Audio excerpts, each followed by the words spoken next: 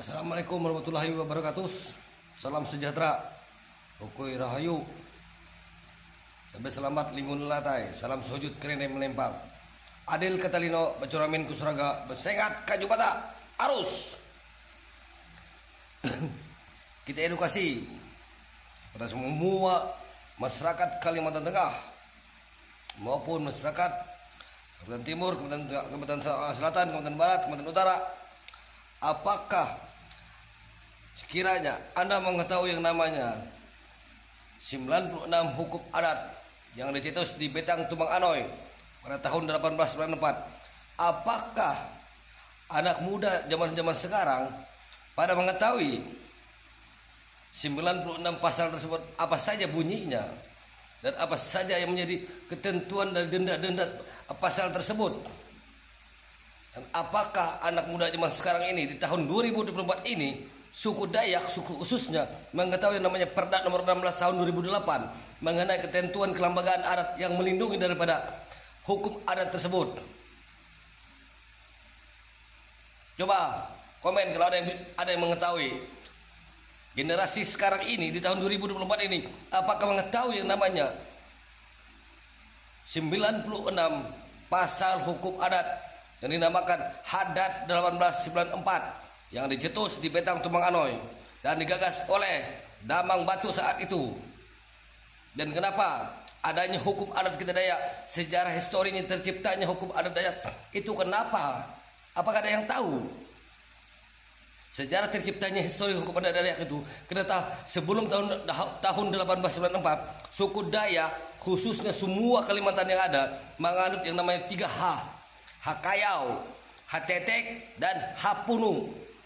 Oleh karena hal tersebut, maka Damang Batu merasa riskan akan kepunahan suku Dayak yang ada di muka bumi ini.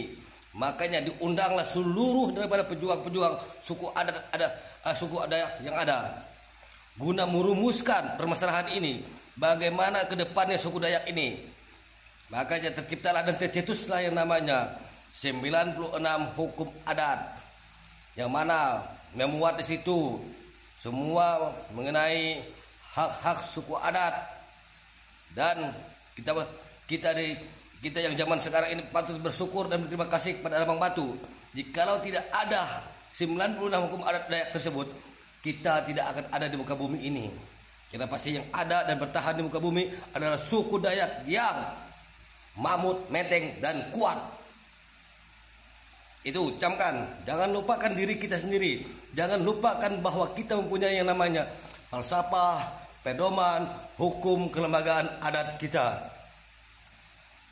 Negara yang kuat adalah negara yang mengingat dan mempelajari daripada sejarah hukum kelembagaan adatnya. Karena sering saya tanyakan kepada generasi-generasi tahun 2024 ini, mereka sendiri tidak tahu. Seperti contohnya di Kota Palangkaraya, kenapa itu jalan bisa bernama Tambun Bungai? Apakah Tambun Bungai itu salah satu nama orang atau dua nama orang? Banyak saya tanyakan hal-hal tersebut, banyak yang tidak tahu. Banyak mengatakan itu nama satu orang, padahal yang namanya Jalan Tambun Bungai itu adalah dua orang yang berbeda, Tambun dan Bungai. Makanya hal-hal seperti ini patut kita selaku generasi-generasi yang ada mempelajari supaya apa? Histori suku Dayak tetap terjaga marwahnya untuk di kemudian harinya. Saya berharap kepada teman-teman semua supaya apa? Ya, kita boleh beragama Islam, kita boleh beragama Kristen, kita boleh beragama Katolik, Hindu, apapun namanya.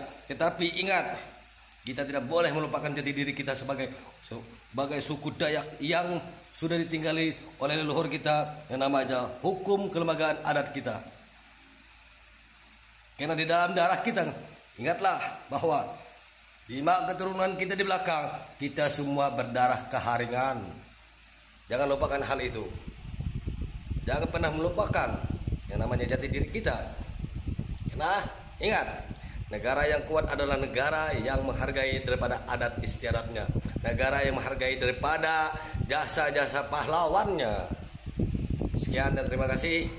Semoga edukasi ini bisa menjadi suatu untuk pembelajaran ilmu buat kita ke depannya, supaya kita bisa mencerna bahwa kita suku Dayak itu sudah diberi pedoman, panduan, buku untuk memakmurkan, memajukan yang namanya kelembagaan hukum adat Dayak kita, serta oleh Bapak Gubernur Pak Agustin Tiras-Tarang juga sudah didukung di dalam Perda nomor 16 tahun 2008. Makanya saya mohon kepada generasi-generasi sekarang ini udah bisa mempelajari yang namanya buku panduan tersebut dan sebarluaskan itu semua.